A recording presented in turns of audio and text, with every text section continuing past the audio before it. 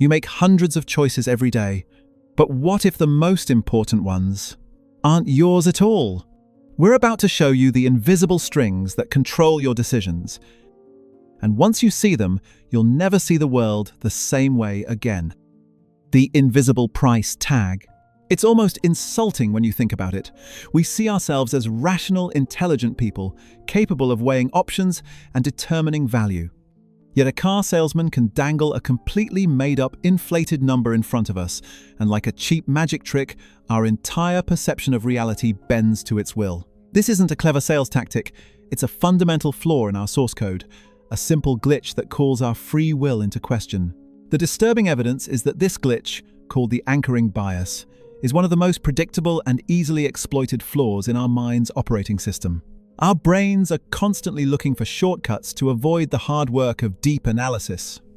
When we're faced with a decision involving numbers, we have a powerful, almost unbreakable tendency to latch onto the very first piece of information we receive. That first number becomes a psychological anchor that secretly tethers all subsequent judgments. Every other number is no longer judged on its own merit, but on its distance from that initial anchor. Consider the car dealership. A skilled salesperson won't walk you to the $40,000 sedan you can afford. First, they will guide you toward the gleaming $65,000 luxury model on a pedestal. They'll let you sit in the leather seats, inhale the new car smell, and admire the polished chrome. You know you can't afford it, but that's not the point. The $65,000 price has just been dropped into your brain. It is now the anchor. A few minutes later, when you're sitting in the $40,000 car, your brain doesn't register its actual cost. Instead, it registers a $25,000 discount.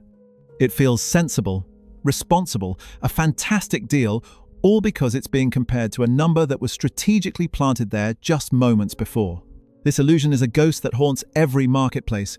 Walk through any department store and you'll see it weaponized on every price tag. An $800 television is on sale for $499. The illusion isn't the final price, it's the original one. That $800 figure, the manufacturer's suggested retail price, is often a phantom. The television may have never sold for that price, but it doesn't matter. It makes $500 feel like a victory. This cognitive flaw scales up to our biggest life decisions. In real estate, a house listed at an inflated $975,000 anchors potential buyers high. An offer of $900,000 feels like a major win, even if the property's true market value was closer to $880,000 all along. The buyer walks away feeling they've skillfully negotiated a massive discount, unaware of the invisible pull. Perhaps most critically, this bias infiltrates our professional lives.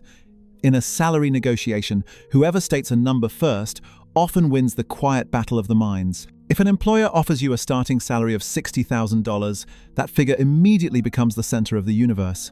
Negotiating up to $65,000 feels like a hard-fought victory. But if you had walked in and confidently stated that you were seeking a salary of $75,000, the entire landscape would have shifted. The anchor would be yours, and a final offer of $70,000 would suddenly seem like a reasonable compromise for the employer. So, if a simple, meaningless number can dictate what car you buy or the salary you accept, how many of your well-thought-out financial decisions were actually made for you the moment you saw the first price tag? The popcorn conspiracy. There is no product in the world more ridiculous than the medium-sized popcorn at the movie theater. It's a deliberately bad deal, a solution to a problem that doesn't exist. It's priced so absurdly close to the large that you have to wonder what kind of fool would ever choose it. It's an insult to your intelligence. But that feeling that you're smart enough to see the obvious flaw is the entire point. That's the first step in the trap. The disturbing evidence is called the decoy effect, and that stupid option is the key to the entire illusion. It's a form of choice architecture that works by creating the illusion of a logical decision, while in reality, it's a carefully laid trap. The trick isn't in what's being offered, but in how the options relate to one another. Our brains are notoriously bad at assessing the absolute value of something. Is $7 a fair price for a large popcorn? Who knows? So instead, we rely on relative comparisons to feel like we're making a smart choice. The decoy is designed to give us a simple and misleading comparison. Let's break down the conspiracy. The small popcorn at $3 is your baseline value option. The large at $7 feels like a significant indulgence, a 130% price increase for more popped corn. The conflict is clear: frugality versus satisfaction. But the medium at $6.50 changes the entire equation. It's a deliberately terrible deal. For only 50 cents less than the large, you get substantially less. No one in their right mind would choose the medium. It's not meant to be chosen. The medium is a sacrificial pawn, a decoy whose only purpose is to be obviously inferior to one of the other options, the large. Suddenly, you are no longer comparing the $3 small to the $7 large. Your brain, seeking an easy win, now compares the $6.50 medium to the $7 large. And in that comparison, the large is the undisputed champion. For just 50 cents more, you get so much more. The decoy has reframed the large from an expensive luxury into an undeniable bargain. You buy the large popcorn not because you truly wanted it, but because the presence of the decoy made it feel like the smartest financial decision. The most famous demonstration of this effect was a study involving subscriptions to The Economist magazine. People were given two choices: a web-only subscription for $59 or a web and print bundle for $125. The choices were split. Then, researchers introduced a decoy, a print-only option for the exact same price of $125. It was an objectively terrible choice. Why would anyone buy only the print version when they could get print and web for the same price? But with this decoy present, the choice became overwhelmingly clear. The vast majority of people now chose the expensive $125 combo deal. The decoy made it feel like they were getting the web access for free. You walk away feeling like you've outsmarted the system. But what if that feeling of being a savvy consumer is the most powerful illusion of all, designed to make you spend more while thinking you've won? 80% lean versus 20% fat. 80% lean versus 20% fat. It is the exact same amount of meat. The idea that we, as thinking people, could be so easily fooled by a simple word choice seems ridiculous. Our decisions about health and nutrition should be based on facts and numbers, not semantics. To be swayed by such an obvious trick feels like a failure of our own logic. It's a manipulation so transparent, we believe we should be immune to it. But the disturbing evidence proves we are not. This is the framing effect, and it shows that the emotional frame around a fact is more powerful than the fact itself. The context, not the content, is what drives our decisions. The words chosen to present data act as an emotional filter, coloring our judgment before our rational mind ever gets a chance to analyze the numbers. In the case of ground beef, the word lean is positively framed. It triggers a cascade of positive associations: health, energy, discipline, success. The word fat, however, is negatively framed. It conjures images of unhealthiness, sluggishness, and regret. Even though 80% lean and 20% fat are numerically identical, they are worlds apart emotionally. Your choice isn't based on a nutritional calculation. It's a subconscious vote for a more appealing narrative. You are buying the feeling, not the food. This illusion moves from the mundane to the monumental, shaping decisions where the stakes are life and death. Imagine a doctor explaining a critical surgery. In one room, the doctor tells the patient, "This procedure has a 90% survival rate." The frame is one of hope and success. The number 90 is the hero of the story. The patient, focused on the overwhelming likelihood of a positive outcome, feels reassured and is highly likely to consent. Now, imagine a different room with a different patient, but with the exact same statistics. This doctor says, "This procedure has a 10% mortality rate." The data is identical, but the frame is terrifying. The word mortality hijacks the conversation, anchoring it in the concept of death. Faced with this grim framing, patients are significantly less likely to agree to the very same life-saving operation. The decision is flipped, not by a change in medical reality, but by the choice of a single word. This bias works because of our deep-seated aversion to loss. Psychological research has proven that the pain of losing something is about twice as powerful as the pleasure of gaining something of equal value. Negative frames like 20% fat or 10% mortality trigger this powerful loss aversion. They highlight what could go wrong, what could be taken away, and our brains instinctively recoil. The words we hear build a prison or a paradise around the exact same set of facts. So how much of your reality, from the politicians you trust to the products you buy, is just a story you've been told, shaped by the most flattering frame? The IKEA labyrinth. You walk into a store with a plan, a simple, clear mission. To think that the very architecture of the building, the way the walls are angled, the path you're forced to walk, could be enough to completely erase that mission from your mind seems absurd. It sounds like science fiction. We are conscious beings with goals and intentions. We are not rats in a maze to be herded and manipulated by our physical environment. But the disturbing evidence is called the Gruen transfer, and it proves that we are, in fact, incredibly susceptible to the maze. The term comes from its creator, the Austrian architect Victor Gruen. In the 1950s, Gruen envisioned the modern shopping mall not as a temple of commerce, but as a utopian pedestrian center. But in creating these enclosed, climate-controlled worlds, he unintentionally perfected a machine for consumption. The Gruen transfer is the precise moment when a goal-oriented shopper becomes disoriented, forgets their original mission, and transforms into a wandering, impulsive browser. Gruen had designed a town square, but he had perfected a trap. He grew to despise his own creation. IKEA is perhaps the most brilliant and deliberate execution of this concept on the planet.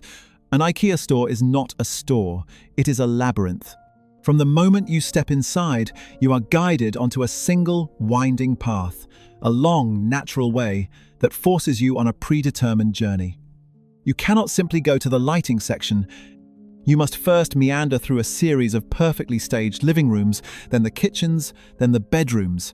These aren't just displays, they are narratives. They sell you a vision of a happier, more organized life, and your bookshelf is nowhere in sight. This layout is a form of sensory warfare. The lack of windows to the outside world and the absence of straight, direct paths strip you of your sense of direction and, more importantly, your sense of time. This intentional disorientation is the catalyst for the Gruen transfer. Your brain, overwhelmed with navigating the maze and processing the endless visual stimuli, abandons its original focused plan.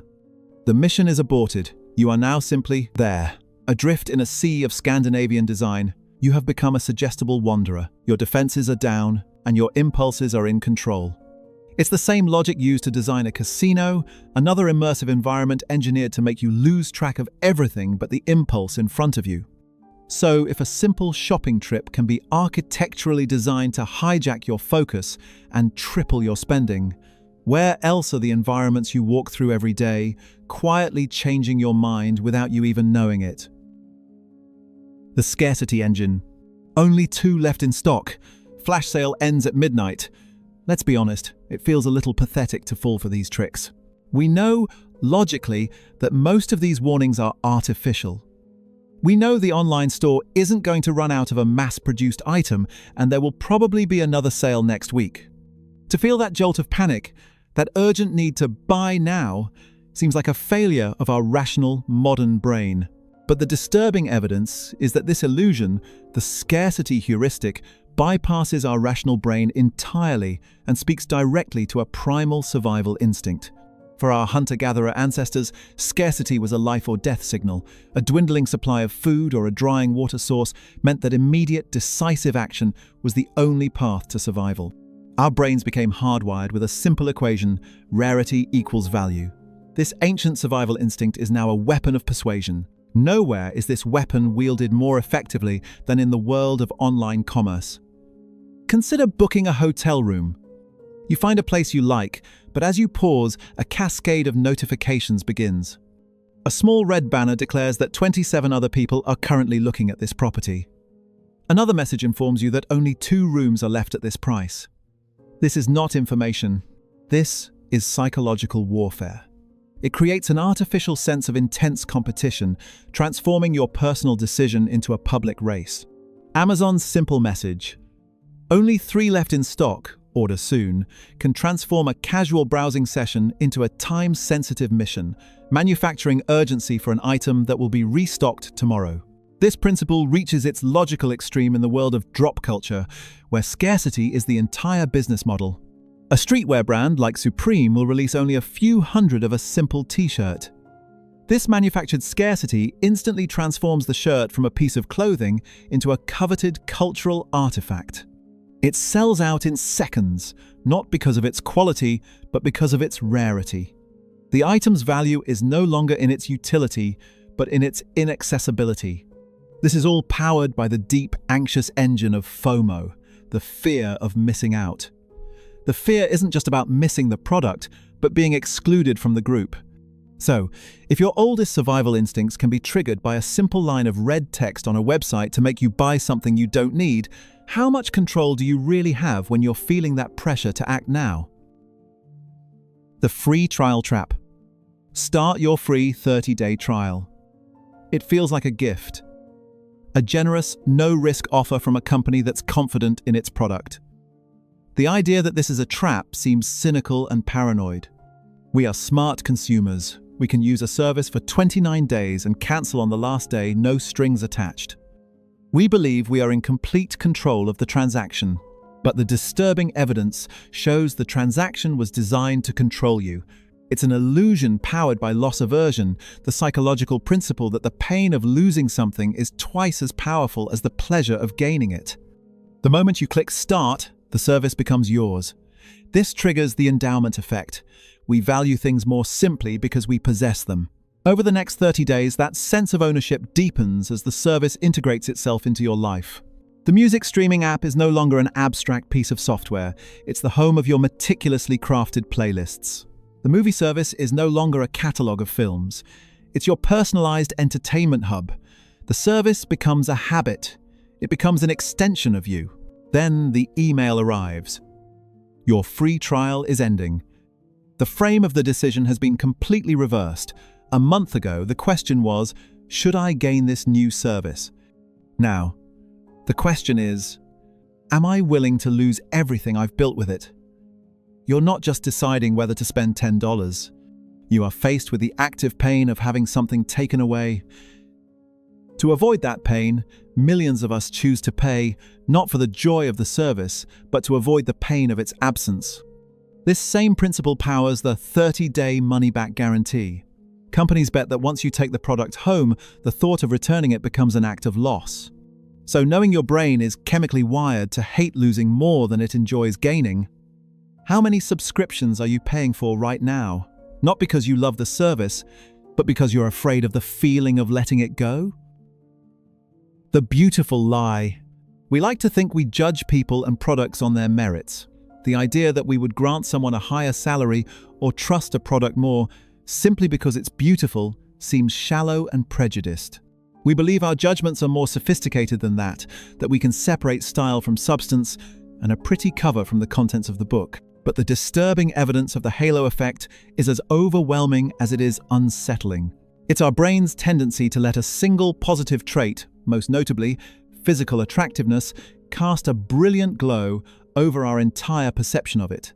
In workplaces, attractive individuals are more likely to be hired, receive better performance reviews, and earn significantly higher salaries. In the legal system, attractive defendants are often perceived as less guilty and receive lighter sentences. Our minds crave a simple story, and what is beautiful is good is the oldest story there is. This bias has a dark twin, the Horns effect, where one negative trait casts a dark shadow over everything else. This deeply human bias has been harnessed and perfected in the world of commerce. Consider the company Apple. Their products are globally recognized for their sleek, minimalist design. This powerful first impression creates an almost impenetrable halo. The clean lines of an iPhone don't just suggest good design, they suggest a faster processor and a more intuitive operating system. The halo of beautiful hardware extends to the software inside it. This logic extends to almost every product you buy. Organic food packaging uses earthy tones to create a halo of authenticity and natural purity. Marketers have also perfected the art of the borrowed halo through celebrity endorsements. The powerful halo surrounding a celebrity, their attractiveness, success, and sophistication transfers from the person to the product, making it cool and desirable. So if the shape of a phone can convince you it's more powerful, and the attractiveness of a stranger can convince you they're more trustworthy, what other important judgments have you made based on nothing more than a single shining halo? Your personal reality filter. We live in the information age. We believe we are the most informed generation in history, with the accumulated knowledge of humanity at our fingertips. The notion that our personal reality is a customized bubble showing us only a sliver of the world sounds like a dystopian fantasy. We search for information, we believe we find it, and we trust that what we see is a true reflection of reality. The disturbing evidence is that our minds, amplified by algorithms, are designed to do the exact opposite. This is confirmation bias. Our brain isn't an impartial scientist searching for objective truth. It is a biased lawyer building a case for a conclusion it has already reached. The goal is not to be correct, it's to feel correct. In the 21st century, this ancient cognitive quirk has been supercharged. Every interaction you have online is a signal. The algorithms that power our social media feeds are not designed to show you what is true. They are designed to show you what will keep you engaged. And they have learned that the most effective way to do that is to show you content that validates your existing worldview. Over time, this creates a sealed-off informational ecosystem, an echo chamber. Inside this chamber, your own opinions are repeated, amplified, and reinforced. Contradictory facts and dissenting opinions are systematically filtered out. They cease to appear in your reality. This is your personal filter bubble, an invisible barrier that insulates you from opposing viewpoints, creating the dangerous illusion that your perspective is the mainstream consensus. The consequences are profound, fueling polarization and making it harder to find common ground. This is not a partisan issue, it is a universal feature of human psychology. So if the very information you use to build your worldview is being curated to protect you from disagreement, how would you even know if you were wrong? The blue car phenomenon. You learn a new word, and then you see it everywhere. It feels magical, like a cosmic coincidence. The idea that this is just a trick of the mind seems to cheapen the experience. It feels like the universe is sending you a sign that you've unlocked a secret and that you're noticing a pattern that others can't see. To dismiss this as a simple cognitive quirk feels boring, but the disturbing evidence is that this illusion, the frequency illusion, is a perfect conspiracy between two parts of your own mind. The first act is called selective attention. Your brain is constantly drowning in sensory information, so it ignores almost everything. But when you encounter something new and give it importance, whether it's an obscure word or a specific model of a blue car, you've given your brain a new target. Your mind's internal searchlight is now primed, subconsciously scanning your environment for this new thing and pulling it from the background noise. The blue cars were always there. You just never had a reason to notice them. Once your selective attention starts finding hits, the second act begins: confirmation bias. Each time you spot the blue car, your brain files it away as evidence confirming the new, emerging pattern. See, there it is again. The sightings make the pattern feel more significant and less random with each new occurrence. Selective attention makes you see it, and confirmation bias convinces you it's happening more frequently. This phenomenon feels mystical because our brains are hardwired to be pattern detection machines. The frequency illusion is a harmless misfire of this incredible system, generating a profound sense of meaning out of pure, statistical chance. So, knowing that your brain is actively building patterns based on what it expects to see, how can you be sure which patterns in your life are real and which ones are just an illusion you've created for yourself? The perfect decision after you've made it. We believe we make choices based on research and logic. And we believe that after the choice is made, our opinion of it remains stable. The idea that our own memory would actively lie to us, rewriting history to make a past decision look better, sounds dishonest. We trust ourselves. We believe we are rational enough to admit when we've made a mistake. The disturbing evidence is that your brain has a built-in public relations department designed to do the opposite. It's called choice supportive bias, and its only goal is to protect your ego from the profound discomfort of cognitive dissonance, the pain of believing you're a smart person while suspecting you just did something foolish. To resolve this conflict, your memory gets creative. First, you begin to amplify all the positive attributes of your chosen product. The new car's fuel efficiency, which was only a minor consideration, is suddenly remembered as a stroke of genius. At the same time, you systematically downplay or forget the drawbacks that once gave you pause. The car's limited trunk space. You now convince yourself you never needed it. The final, and perhaps most crucial step, is to actively demonize the alternatives you rejected. The other laptop, your second choice, now seems clunky and outdated. The options you almost chose are retroactively cast as obviously inferior. This process ensures that, in your memory, your decision was not just a good one, it was the only logical one.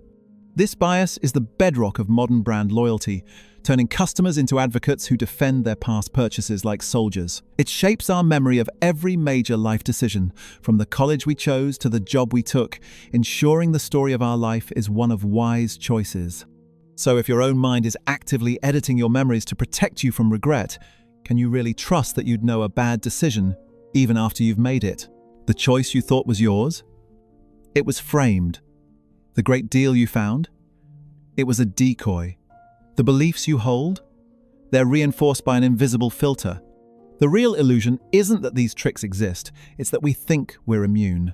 The only question now is, what will you do with the strings now that you can finally see them?